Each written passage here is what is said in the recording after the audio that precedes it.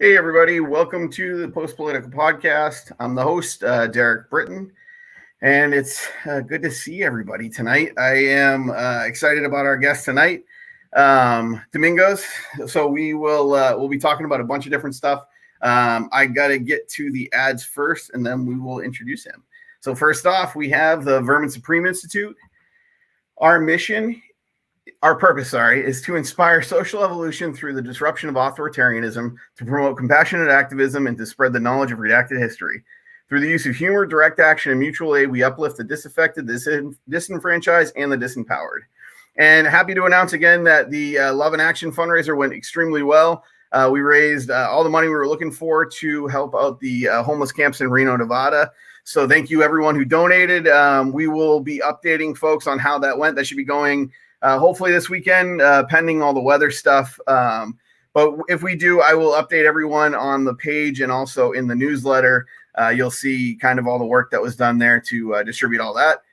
Also, we have Brewed Coffee. So if you're in Lexington, Kentucky, check out Brewed Coffee and Beer Drinkery. I will post my affiliate link in the comments after the show, and you can buy, mug shirts, hats, all sorts of stuff there and help out the podcast.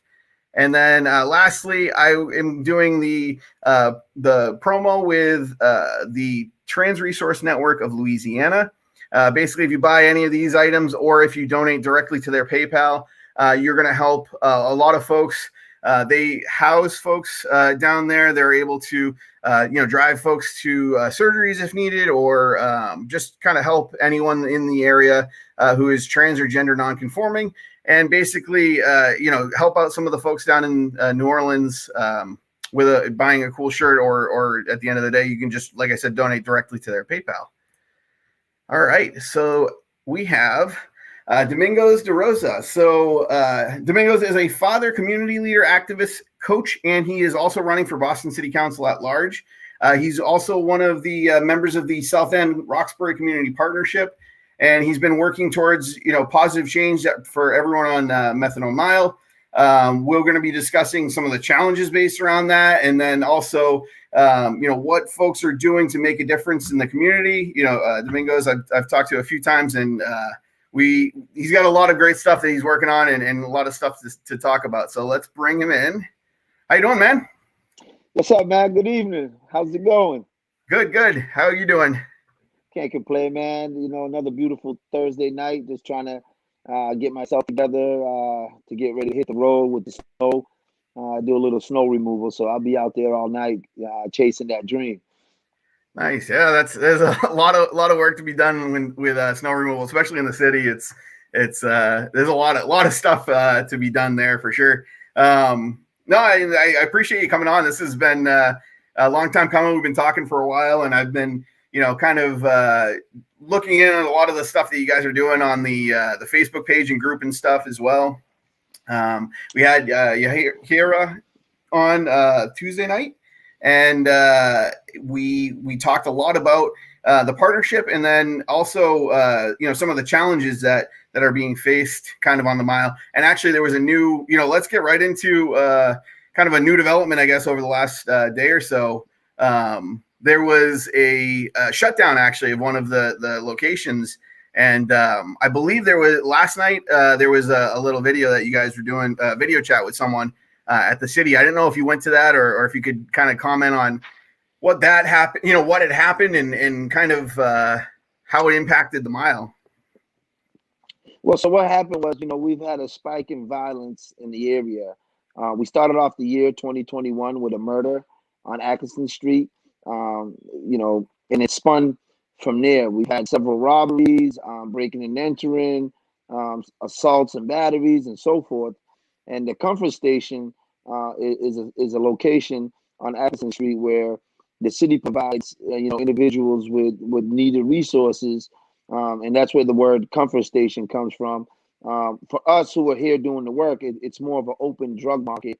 It's Right. not really comfortable.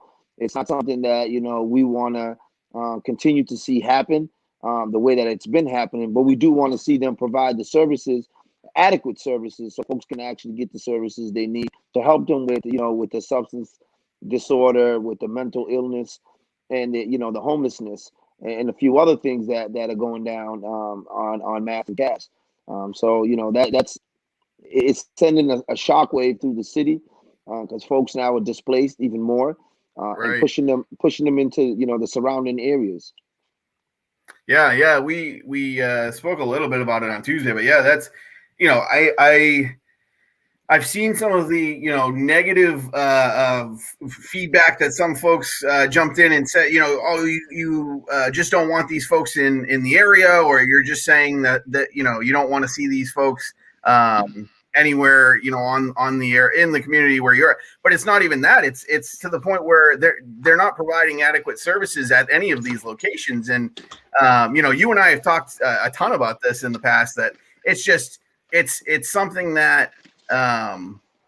It's inhumane for the folks who are there trying to get the services that are just not being offered in any amount length of time that's needed, or during the to the volume that is necessary for the number of folks that are there.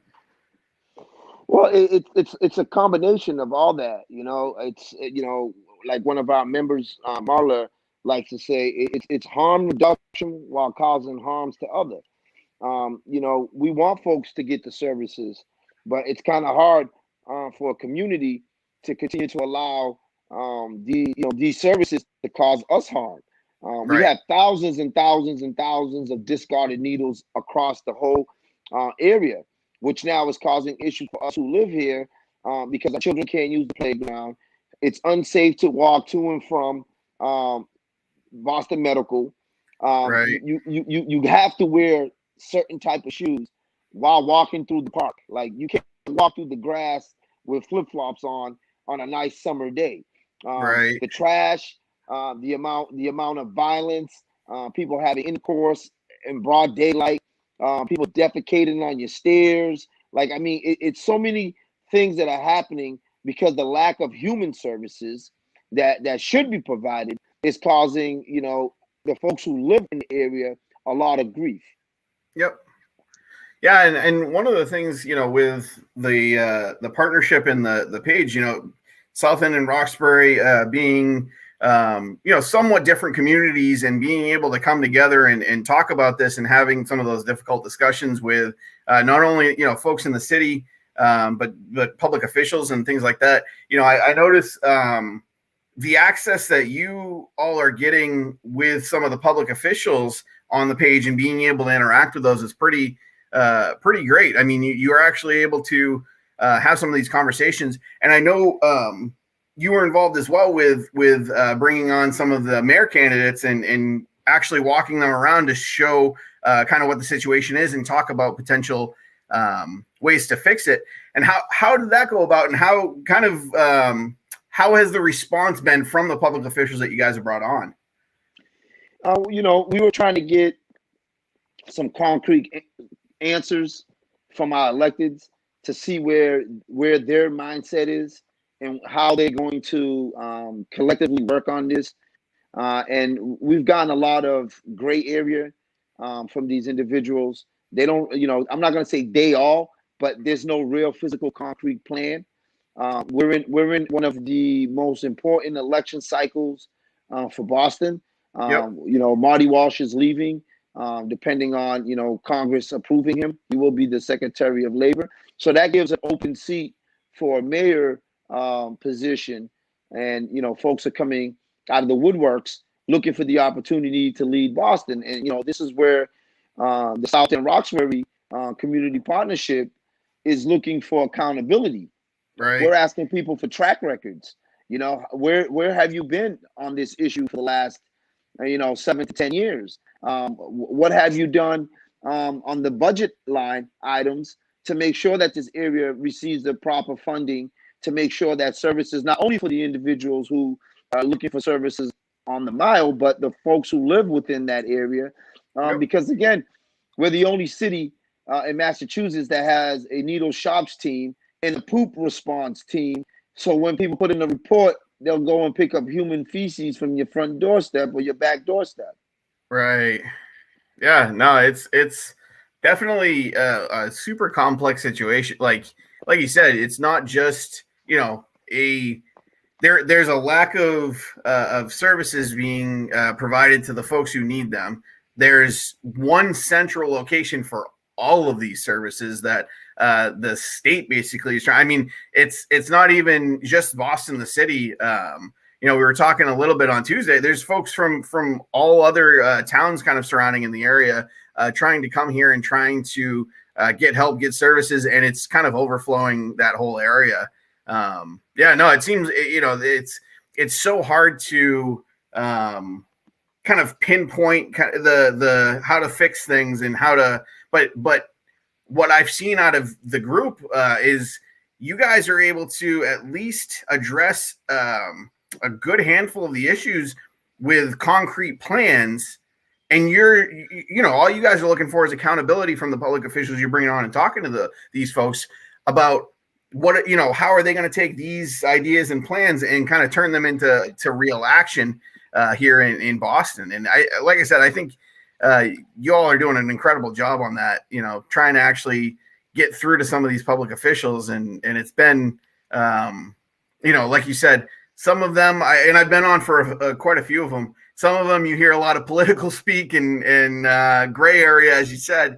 And then some of them you are hearing some more concrete plans and stuff. So, how did I think you were part of one of the walkthroughs and stuff. How did that go? And what was kind of the response from I think it was one of the candidates, right? It did a walkthrough and tried to learn a little more and actually get a firsthand, account of what's actually going on. Yeah, we were out there with Councilor Andrea Campbell, who's going to be running for mayor. No shade on anyone. She's been in her position for 6 years. She's just entered her 6 years as a district councilor, and now she wants to run as a mayor. And like I said to her on that walkthrough, it's taking you 6 years to come down and actually take a walkthrough.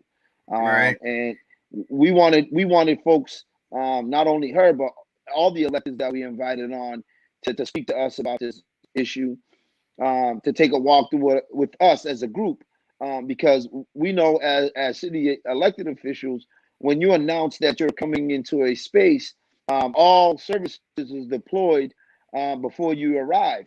We wanted it to be, one of those no knock warrants, if I can kind of say that, right? We're gonna show up and say, hey man, look, what we find is what we find. And right. She was able to see things that, in the past was never visible to her, because, we showed up in the middle of the day. Right. It was no way in the world that the services can clean up, and of course we did it in the middle of a week. So it was a little off guard for individuals to be able to kind of like hide the issue. And, her feedback was exactly what we expected. It's an issue. It's too big of an issue. It's going to take, a little more effort for us to address it. But you had said something, when you first brought the question out, is that it's a state issue. And this is the reason why, we were entertaining our governor with the concerns, because, the state of Massachusetts are the ones who issue the licenses for these different treatment centers, not the city of Boston. City of Boston only gives you a space, and if they, give you the green light, you're able to construct a building or use a location to bring in a recovery or a treatment center. So the real fight is with our elected officials at the state level, where we can actually ask them to, give a town like Swampscott the green light to be able to put a recovery center or a recovery treatment center within city limits of Swampscott for individuals who live in that city or in that surrounding area, like Lynn, who's also having the same issues we are here in Boston. The opportunities to have individuals closer to home, so families can visit and people can feel at home versus being displaced in a community where they might not have any connections with, and of course they don't have the real at heart. What I mean by that is, I live in Boston. I don't want to see anything happen ill will to my city, but this is what we're witnessing. Is a lot of folks who come from out of town it doesn't matter to them because, you know, it's not their community. They Yep. come in, they do what they do, and then they leave. And that's something that we want people to understand, that it's not that we don't want it in our backyard. We're just tired of it being in our backyard. Yeah, it's like you said, it's not that you know, you're just fighting to make sure that this isn't happening where you don't want it to happen. You want to see any sort of adequate programs happening in more than just, you know, you in your community, but also in the other communities as well. Like if they had adequate services available at this location and in other locations kind of around the state, and like you know, one of the big pieces of that is adequate, you know, services, and that's a big piece of it. I feel like that does get glossed over. Is that it wouldn't be an issue. It would be, you know, folks would be able to go there and get any of the help that they needed, and be, like you said, be respectful of their community because it's part of their community, and be local to the, you know, the family members or whoever else is part of that community that they're coming from. I think it would help, you know, like you said, it would help if you did things, you know, if the state was willing to do things in kind of two directions, put, you know, more facilities in different places so that they're available in communities that are, you know, requiring a lot of these services, but also make sure that the services are adequate in the locations that they do pick, so that it's not overflowing out into the surrounding area. People are actually getting the help that they need, and you know, and there's some sort of piece of community pride as well that goes along with it, so that it isn't, you know, spilling out a little bit more into the surrounding areas too. So it's, you know, it's hard to fix, and I feel like a lot of politicians want to come in and fix the problem with one, you know, label or, you know, one piece of policy or one program or one thing. And I think it's going to take, you know, several different things. And I'd love to get your, you know, kind of take on this as well. But it feels like it's going to take multiple efforts from different parts of the state and the city, and maybe, you know, the community trying to help provide some of these services either piecemeal for a while or trying to get to the point where we can actually help these folks. Oh yeah, I mean, there's thresholds that, you know, we need to remove. I'm sorry to say this, but there's no way in the world that I expect someone who's gone through so much trauma to be able to get back to normal after, you know, a 12-step program. I don't expect that. I don't expect them to stay on course, you know, 8 weeks into treatment when they've been on the streets for 22 years. And, you know, 8 weeks out of 22 years, I mean, the numbers, just the percentages just don't equal in their favor of recovering. Right. But if we turn it into, you know, a long-term solution, you know, where we're providing, you know, housing, which is, you know, one of the biggest cause of why, you know, mass and cash actually exists. It's Right. not only the treatment piece. You know, there's a lot of folks who went down the city shelters there for men, women, and children, and, you know, they were displaced due to a fire or loss of job, or, you know, some situations that occurred in their life that caused them to look for those services. And once they're down there, you're there for a year, you're there for 2 years, you're there for 3 years. And, you know, along the way, you know, you're trying to cope with your stress, your depression, your anxiety, and so forth. You Right. become, you become a product of what you see. You know, you're going to start the drinking, which is low level. Then you're going to start, you know, dealing around with different prescription pills. And then eventually you wind up, you know, on the hard stuff. And that's what the conversation is with a lot of the folks that we speak to down there. You know, oh, I was a carpenter. I had a, you know, slip and fall at work. I hurt myself, and my doctor prescribed me X, Y, and Z. And now, you know, I can't get those painkillers. So I'm, you know, using the next thing available, and it costs cheaper.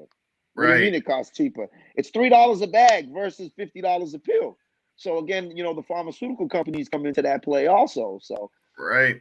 Oh, and that's a huge piece of it. I think that gets overlooked by a lot of folks, especially politicians, because I feel like a lot of politicians get some money from the pharmaceutical companies. But at the end of the day, you know, I have folks I know that are in, you know, they're medical assistants for outpatient rehab facilities and things like that. And it's a big chunk of folks are folks that had, you know, a slip and fall or something that happened, and they hurt their back and they were prescribed this medication. And, you know, whether it be, if you look back 5-10 years, pharmaceutical companies being intentionally misrepresenting the rate of addiction of some of these medications and what should actually be the prescribed amounts that they're given as well.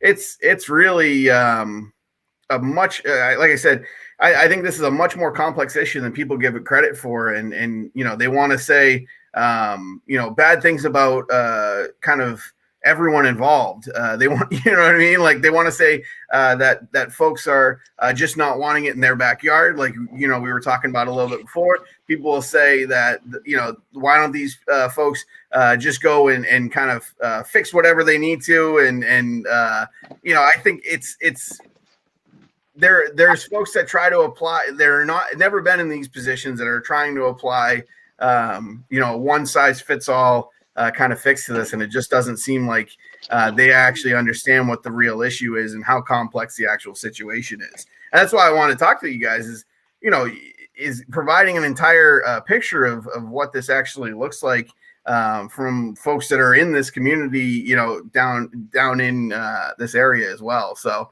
no, I like I said, I appreciate your takes on this because it's a much more complex issue than I think folks are really giving it credit for.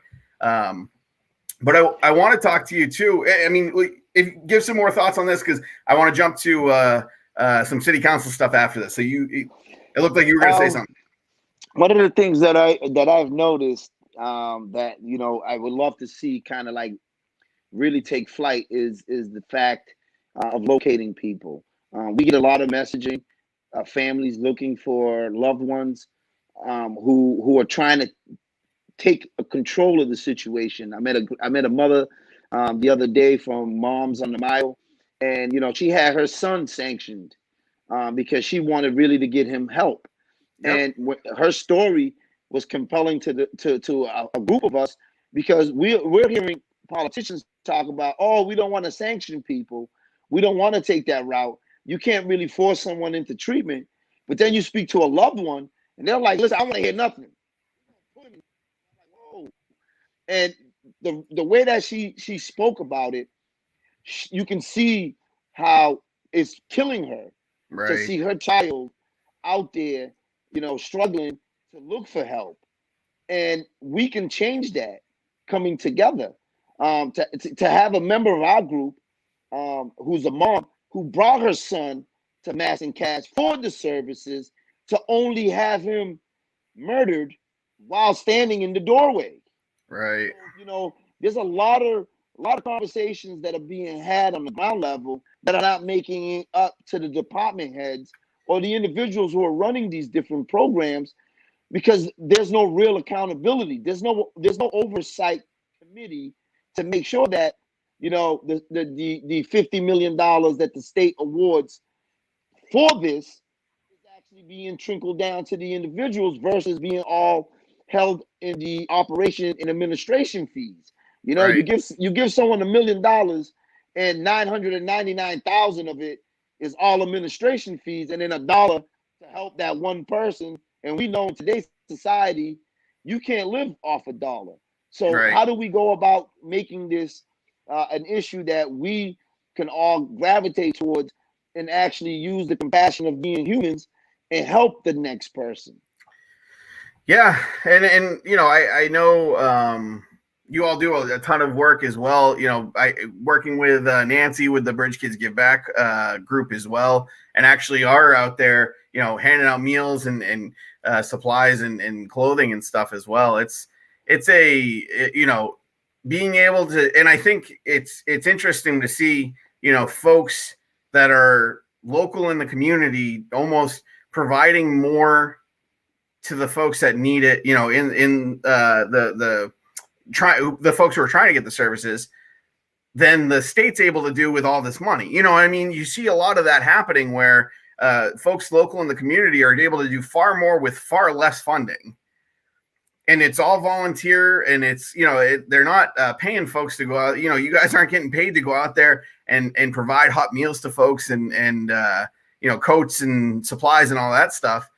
You're doing it so that your community gets better. You know what I mean? You have pride in the community, and you want to see folks living the best life that they possibly can at that moment when they're trying to go through something that is a public health crisis. It's something that's it needs to be kind of identified as such and treated as such. And it doesn't seem to be, like I said, for the most part. And like you said, a lot of that money that you hear about with grants and funding and all that stuff just does not seem to be going to the individuals who need all that help. It's really seems to be going, like you said, it seems to be going to the folks that are maybe pushing the papers in the office and it's not going to the folks who need it that are actually coming up and asking for these services.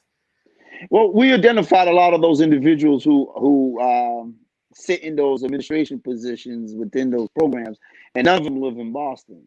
And they have vacation homes in the Vineyard, and they posting pictures in their $1.4 million house, and drinking martinis with their friends on the yacht.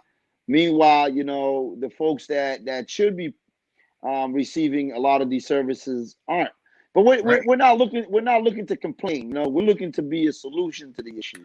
This is why we come out there with different folks on different days of the week, and we try to come together and come up with a better plan than just what's being played out. Again, we're just normal people. I'm one paycheck away from being on Mass and Cash. Right. I'm one slip and fall from being on prescription pills. So for me, and it's like I tell everyone in the group, I want to make it better. So if I ever need the service, I can actually say that I did something to make it better versus sit on the sideline, complain about it. And then the day that my house catches on fire and I need to go down there for a week or so, the services doesn't reflect my lifestyle because what goes on down there is a shock for some people, but that's people's lifestyles. Absolutely. Yeah. Yeah. And like you said, I mean, it's the folks that you're seeing provide the most help to any of this situation are the members of the community. And that's, you'd love, I mean, I'd love it if politicians put their money where their mouth was and actually, went out there and did what they say they're going to do and use the money that they're given by the state, which is our money. It's our tax money that's funding these programs.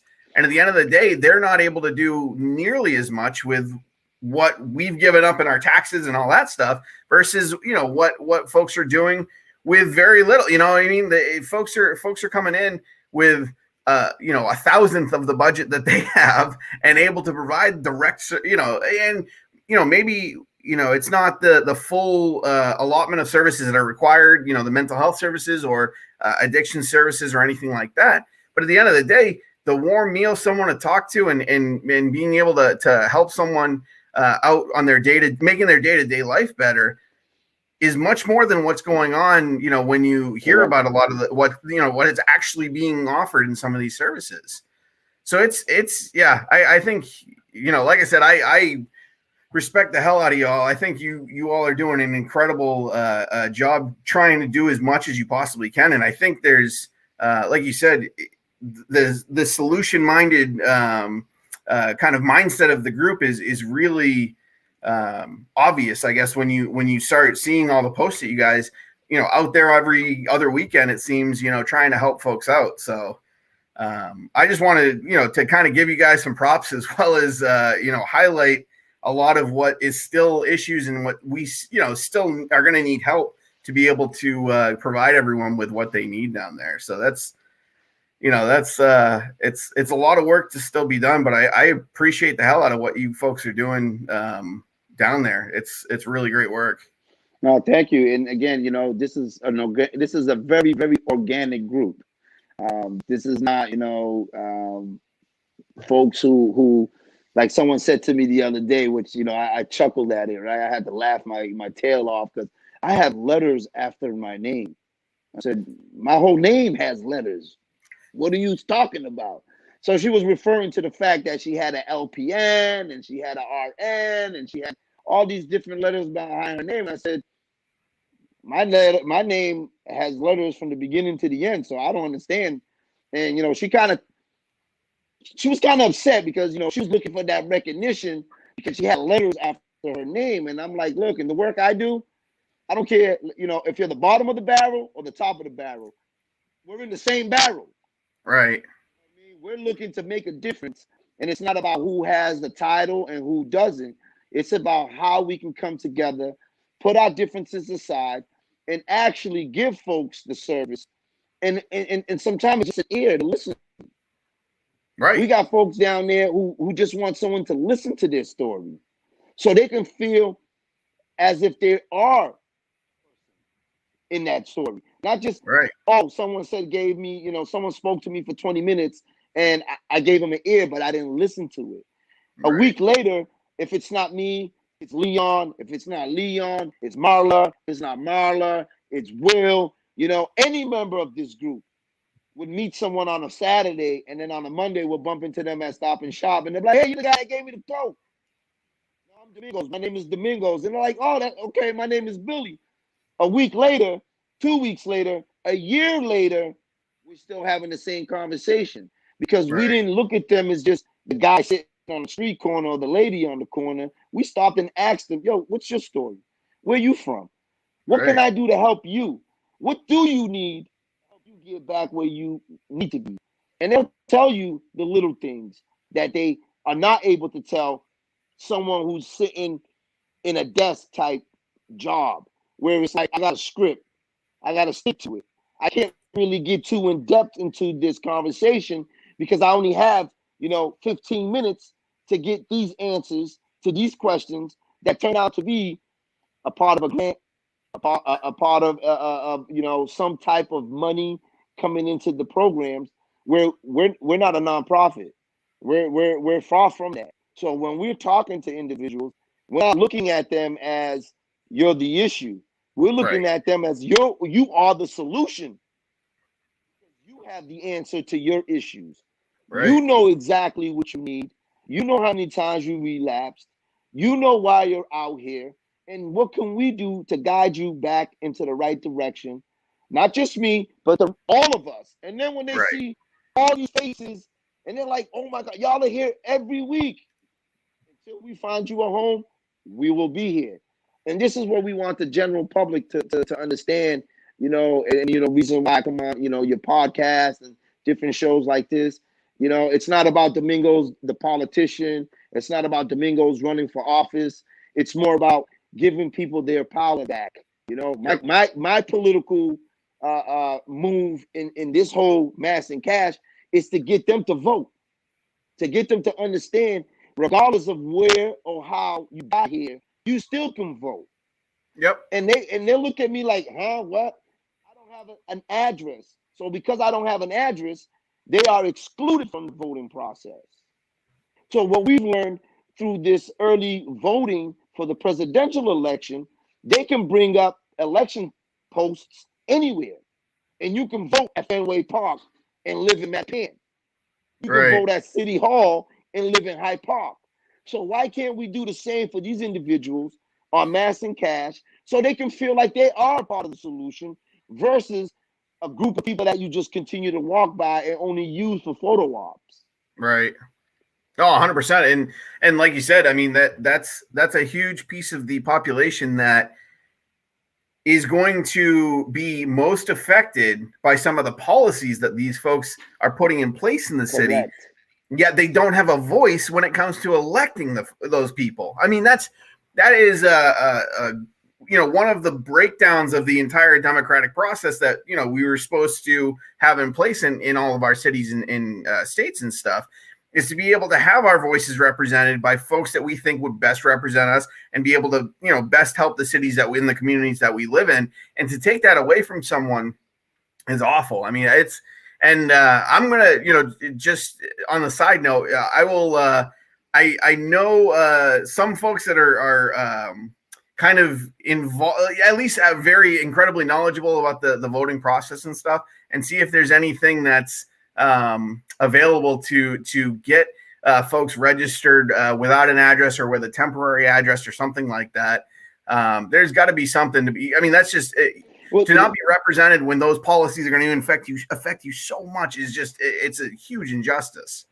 the rule of thumb is you got to have a physical address, and it doesn't cater to the displaced community because they can't use Atkinson Street as a physical address, Southampton, Right. Because it's a shelter. But there's things that, just like I noticed that, the T gives out different badges for different people that use the T. I had a gentleman who I met the other day who was legally blind, and, he showed me his card. He was like, look, I'm legally blind. I'm like, how can I help? And he just kept telling me, I'm legally blind, and people don't believe me. So he kept pulling out all his cards, and I'm like, yo, dude, I believe you. Like, how can I help you? And he just kept saying, just the fact that I was willing to give him my arm to bring him around where we were at, giving out clothes and food, and having the volunteers ask him your size, because, he was legally blind. So that helped him. But the fact is, they don't have nothing in play for the folks who are displaced. And that's something I like to change if I was elected. That'd be one of the first things that I would change, is to make sure that we bring the voting booth to them in their area, into the shelters, to make sure that they have the same rights as everyone else. Because it's not fair. I'm already at the bottom of the barrel, and the only thing that is given to me as a right of birth is my ability to vote as a United States citizen. But then I can't vote because I'm homeless. I can't vote because I have a mental disorder. I can't vote because I don't have a job. I can't vote because I'm on substance. I have a substance disorder. And this is how, I conversate with people, and they look at me like, ain't no one ever say that to me. Same with the individuals who have Corys in Massachusetts. You can vote, but that's not something the sheriff tells you upon release. That as soon as you're done doing your state time or your county time, that you have the right to vote. Because if they told that population they can vote, or even if we allow them to vote while incarcerated, it changes the projection of our elections. And this is why it's important for folks like you and I, who have an open mind, who are willing to listen to the arguments that people say, let's agree to disagree. No. If we're disagreeing, it's for a reason. Let's continue to disagree and come up with a solution to the disagreement, so there's no disagreement, so we can move forward on the situation. And that's where I'm coming from on mindset. People tell me all the time, you got to play chess, not checkers. I don't play games. So you can't use that with me. I don't have time to play checkers or chess. We need to be straightforward. There's no more, running around the merry-go-round, no more hamster wheel. We need to be direct to the services and the solutions, because if we don't, our children are going to have to fight the same fight we continue to fight, from the fight that was given to us from the people before us. Right. Yeah. And I think one of the big things you hit on there was just the communication aspect. The fact that the communication is broken down so significantly. I mean, not just, harping on social media or anything like that, but even just folks who may disagree on one thing immediately stop talking to someone else. Or if someone is seeing, like you said, someone sees someone sitting on the corner and they'll just disregard them and discard them. They won't approach them and talk to them as just a person. And at the end of the day, like you said, that conversation might be one of the best things that happens to them that day and completely change the outlook of that day and give them, the best day, that week that they've had that week or whatever. And I think, this can happen as people, get very overwhelmed with big issues. So, no one individual will fix this issue in its entirety in a week. But if people can go out there and start communicating with each other, if they can just lend a hand to someone who needs it, whether it be in, this community in particular or their local community that, the folks might be having issues or down on their luck or whatever, that could change, if everyone started acting more like that and less, secluded and kind of head down as they're walking by people. I just think the world ends up, 10 times better than we're at today. With just the simple communication between people. I think that's one of the things you hit on. And I believe wholeheartedly that talking to each other, being able to just help, kind of your fellow person, your neighbor, your anyone in the community that needs it is a huge step up from where we are today. It's great that, you're doing that and you're talking about it here. And I'm hoping, this helps inspire other folks to do so, because it's the way that the world should be. And we've kind of just gone so far astray from that. We have, but again, in today's society, we're able to do a little more communicating, because we all have different social medias and outlets now. Before it was either through the newspaper or the radio or the TV, and they kind of controlled those messages. I'm yet to see any news station broadcast what we're doing on a Saturday or a Sunday, or on a Tuesday or a Thursday, on a positive note. But God forbid somebody, falls down, break an ankle because someone pushed them down the stairs. Every news station shows up for that negative piece. No one shows up for the positive piece. There's not a lot of highlights when it comes to work that actually impacts the community. Anytime there's something that happens to destroy the community, folks are out there, in full force.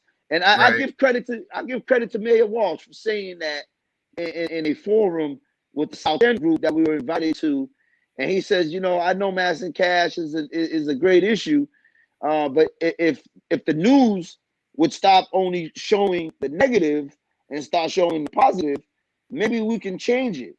And I kind of, I'm not the greatest fan of Walsh, but I was like, you know what? If he said that more, if he showed it more people will follow suit. Right. And that's what we have to do. We have to show it so people can follow suit. We got folks in Maine coming down to help out. We got folks in Vermont coming down to help out because they're saturated with the same issue. It's not on the news. It's not something that is put out there as much as what goes on mass and cash. Because Boston is one of the elite cities, and that's something like San Francisco. You're gonna have that in the news because it's ratings. But we who live here, we have to reach out to Quincy. We have to reach out to Belmont. We have to reach out to Cambridge. Belmont. Like we have members of this group as far down as Fall River. Right. And as high north is Maine.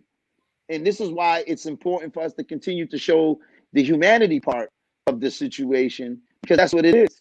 The Black and brown community is still fighting the crack epidemic. So for us, it's never stopped. Right. So it's not that we got a break and then we got put back in the game. We never got a break. We still in the game. And we're asking for the outside community to give us a break. Let us raise our children healthy so we can elevate our $8 network. Right. You do that if you continue to saturate our community with some of the issues that should be faced on every front. This is not a Black and brown issue. It's a human issue. Right. Yeah, and more folks definitely need to wake up and see that. And I think, what you said was on point. The more positive and more kind of highlights that you can see on the news about an area would definitely help folks be more apt to, coming and doing more there, or donating to the folks that are doing more there so that, they can provide more when they do go and do the work. So I think, I'm hoping, some of this being on the show and stuff helps kind of highlight that. And I have folks, Nancy's coming on and Leon's coming on next week. And I'm hoping, we can show a little bit more about the positive aspects of this, because y'all are doing, like I said, an incredible amount of work. And it's really something that needs to be highlighted, and it needs to be hopefully enough attention brought to it that other folks outside of the community are able to come in and help as best as possible, and either donate their time or money or clothing or anything like that. I think it would be great to be able to, or even just getting some folks that have the ability to provide more of the mental health care services or the substance abuse services, maybe not even donating their time, but offering it to the city or the locations so that there is actual, services that are needed being provided there adequately, and reaching out to the folks. Like I said, I know you're running for city council, and I'm like I said in the pre-show, I think more folks in the community and are active in the community need to be doing, if they can run and be elected, that representation that you have now on city council and in those positions is just going to benefit the community so much more, because you've seen what's going on in the community, what needs addressing. There's a lot of kind of career politicians that live maybe within the limits of that community, but they're not in the community. They're not busting their butt every weekend, going down and trying to help folks and stuff. And I like to see more folks that are there doing the work and doing what you're doing, running for office, because it's, you're going to make much more of an impact knowing the issues already than having to run, 20 community forums when you get elected to try and figure it out, because you're there. Right. But the process keeps us out of it. I this is my third time running, and I learn as I experience things. And my last election, I really took it very personal. Because I was excluded from a lot of spaces because I'm not polished. I'm not the individual who comes in with that. I'm serious. I don't. This is not personal. This is business. Yeah. My community's dying. My education system that my children receive is killing the children in my community. The violence in my community is killing my community. The lack of opportunities is killing my community. So I'm not here to be bubbly about, the park bench in your community that you're upset about because they didn't paint it 3 times last year. Where in my community, there's no park benches at all. We're still trying to get the bench. Right. So this is, my mentality again is, come in, be genuine, let folks know why I'm there and what my goals are. My goal is to build the bridges between communities that are thriving versus communities that are behind the 8 ball. Yep. There's no reason why that families in Boston are $8. Right. Families in Boston are worth $8 for a community that is $2.1 billion in city contracts. 1.2% went to Black construction or Black-owned businesses. Wow. That was less than $5 million a year. We spend $5 million a year on police overtime for mass and cash. Right. So when I speak about something, it connects to where I live directly, because it impacts what we see and how we see it. When 85% of the schools in Boston are failing, and the students they're failing are Black and brown, I'm a graduate from Madison Park. I know what the school was capable of doing, but they were never offering the services to the full capacity, because they knew if the 2,500 Black students who graduate from Madison will overrun the all-white unions in Boston. Yeah, no, there's a lot of and we talked about it on a few different shows prior to this. There's a lot of deep-seated racism in Boston that has been completely unaddressed, and people just want to completely turn their head to it and say, "Oh no, we're the liberal Northeast. There's no issue here that you're." There's a huge Boston rank. When you see all these rankings and stuff of some of the more racist cities in the country, Boston's up there, and people always, people are like, "Why is Boston there?"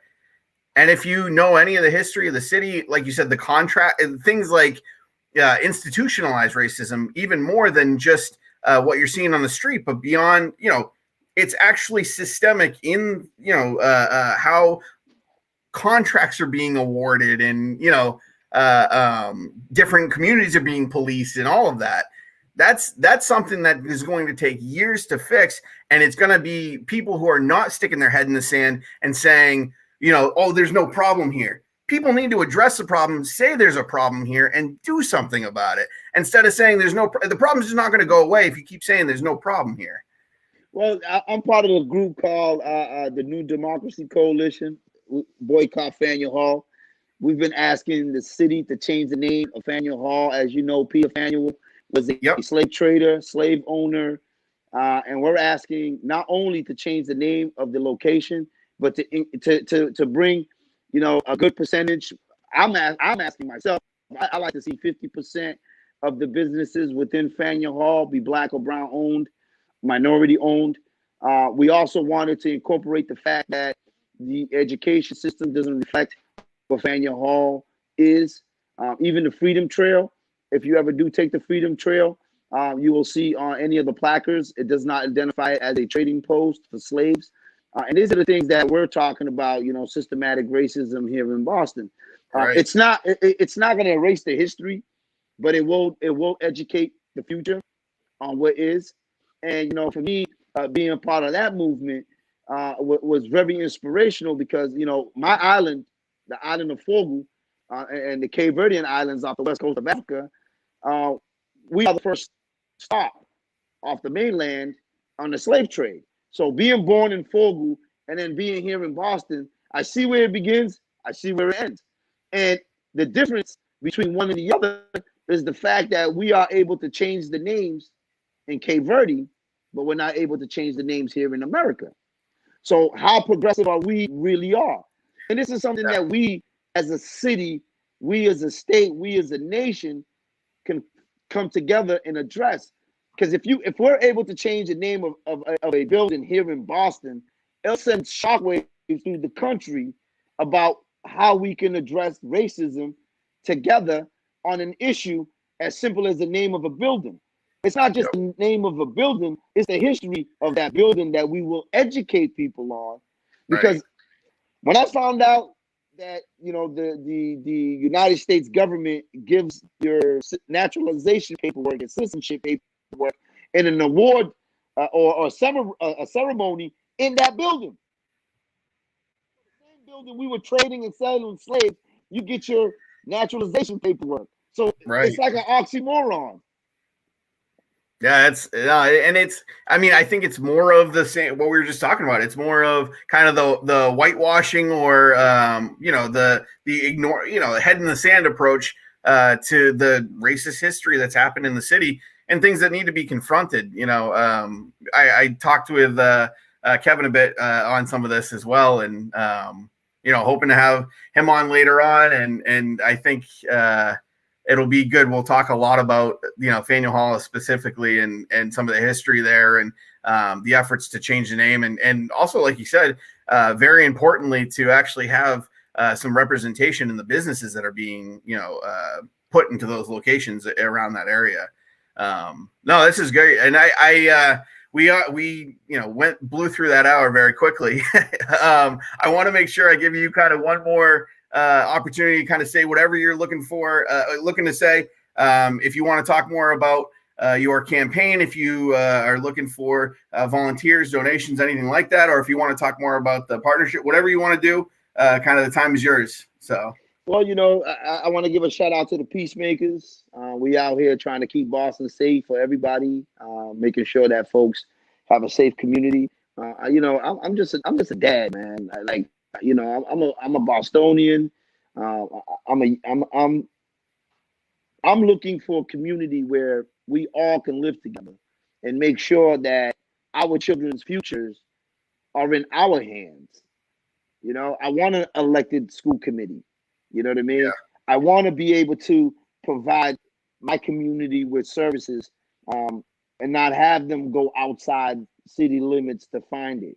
I run a Pop Warner program at Clifford Park, aka the Prairie. For the guys that grew up playing in that park, we call it the Prairie. And it became an issue for my program because of the issues on mass and cash. So now the children in my community are losing out opportunities to learn a sport, to be part of a brotherhood, to make connections with others, to grow as a person. Right. The children in the school in the area. I sit on the Orchard Gardens parent group, and my kids go to school in Echo. So I do a lot of advocacy for my city because I seen it as a city employee. I spent 23 years in the honeycomb, and I Yep. seen these go in and come out, and all the politics that really happens behind closed doors, and the reason why the folks in the bottom of the barrel never sees the day of light. And I want to be the change. This is why I became politically involved, because I started to notice how certain sectors of the city had their political power because they had people on speed dial. Where Right. in my community, we were always told not to vote. When you ask why, they give you some sob excuse. Oh, you got a Corey, you can't vote. Oh, you can't vote. And I want to change that. I want to educate people on the process. I want to give people their voice back by not only voting, but being a part of the conversation, not excluding people because they don't sound grammatically correct, or they don't have a placard on their wall, or they don't have initials at the end of their names. Right. And this is what's killing not only Boston, but this is what's killing a lot of cities and towns across the nation. Because if you're not groomed for position, you don't fit. And there's no one better than someone who's actually living through these issues. Correct. I'm a small business owner. I'm dying to get a contract that will give me 3 to 5 years of employment instead of me looking day in, day out, searching like a scavenger for whatever I can find to feed my family. When 51% of contracts in Boston are supposed to go to Bostonians, 25% of that Black and brown, 15% women. But there's no group, or there is a group, but no one's holding them accountable to make sure that these job sites are filling those quotas. BPS, the parents really don't have a voice because it's more of a dictatorship than a democracy. Right. And it's not fair. So this is why I'm running for office. So, when a guy like me walks in the room, yeah, the security guards are, oh my God, is he going to dump needles? Is he going to say something out of whack? Not everywhere I go, you get that kind of response, because I only go off of what you say.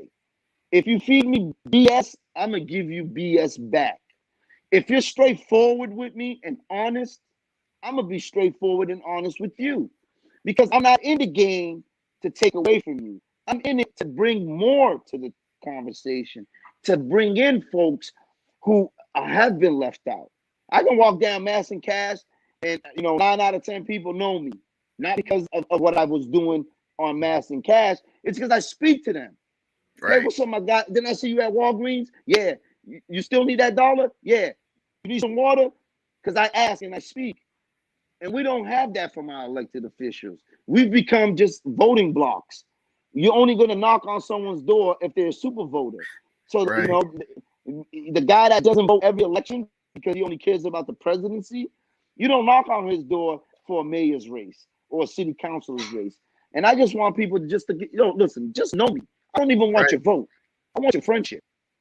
If you and I can be friends, then we can talk about you voting for me, because you'll get to know who I am, and then you'll understand, like, wow, he's really about what he speaks. Not, I meet you for I got 2 minutes to talk to you, and at the end of the 2 minutes, I want you, Derek, to give me your vote. Right. Yeah. On a life decision. Right. So right. My website is DeRosa@large.org. You can donate. You can volunteer. You can share some input. My focus is to get people involved on any aspects that they want to do, collecting signatures, helping phone bank, you name it, we need it. And the piece that I love about this the most is I get to learn about others. I get to see how others live, and I get to make friends. In the last 2 election cycles, I've made an additional 15,000 friends in Boston. Right. People who voted for me that I never knew. And everywhere I go, you're the guy that dumped needles on the governor's doorstep. I didn't dump anything on the governor's doorstep. I put it on the sidewalk.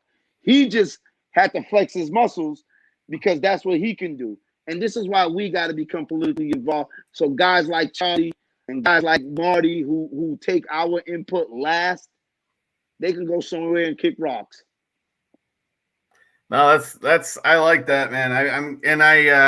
I have no doubt that any amount of time that folks has sat down and been able to speak with you, you get a friend out of that, because it was, you and I have talked a couple of times on the phone and stuff, and it's pretty quickly you develop a good rapport with folks, and you're a good person that's looking to do the right thing for his community, like that. Not, you know what I mean? I consider you a friend of mine as well, and it's just, I think, trying to I want to get the your message, but not just your message, your the whole way that you come about a problem and try to work that problem. I want to bring that to folks to see, you're not just looking for a soundbite that you're kind of pushing out there. You're pushing kind of a process of making things better in not only the community that you're looking to serve, but communities kind of all over the place that can be replicated. It's not, yes, you are running for at-large in Boston City Council, but I think like I said, not only the message, but the process that you go about trying to help and do the right thing can be applied to so many other communities that, that need it. And I think it's great.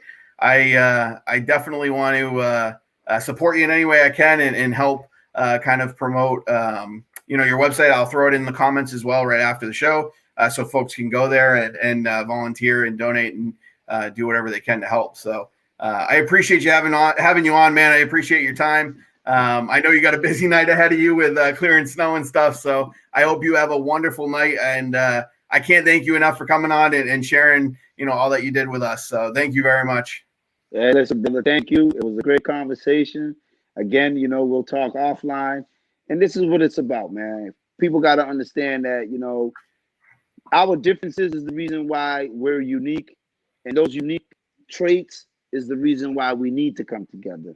What my weaknesses are your strength.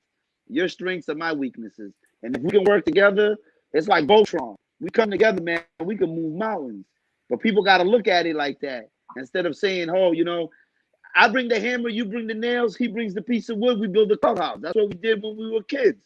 And That's what we got to do as adults. We got to come to the table and bring everything that we have, even if it's just something as small as a nail.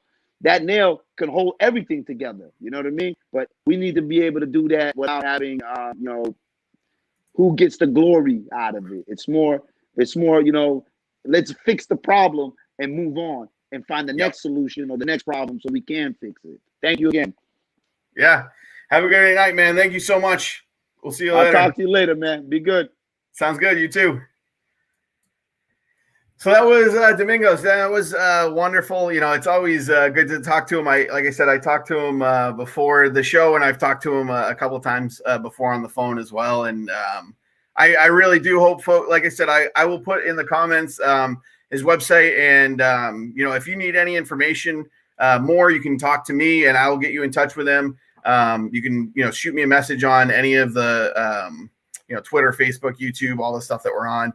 I think this is one of the ways that we get to be in a better place is starting to elect folks who serve the community, that are actually part of the community that they're trying to serve. I think the issues that we talked about today, very complex issues. They're not going to be solved tomorrow, but if we continue to talk about them, if we're able to kind of break down just trying to, argue or fight with people and actually understand, where everyone's coming from the people who are requiring the services, the people who live in the area and the community surrounding those, and then the people advocating for either group. I think there's good work that can be done if we just kind of have those conversations. And then Domingos said, kind of bring the tools that we each kind of have and kind of collaborate. One of the reasons I started the show is to try and bring more folks in who do disagree on some things that can, at the end of the day, work together to solve the really big problems that we're facing as different communities and as a society as a whole. So I hope you enjoyed the conversation we had, and I hope you join us next week. Next week on Tuesday, we have Leon, who's also running for city council, and is also a part of the South End Roxbury Community Partnership group. So we'll be talking a little bit more about some of the same stuff. And then on Thursday, we'll be talking with Brianna Coyle about a bunch of different things and kind of the state of, let's call it bottom unity, but, a bunch of different things on how we can work together with more folks, within the Libertarian Party and other parties as well. So I hope you enjoyed tonight's episode, and I hope to see you next week on Post Political Podcast. Thanks, everyone.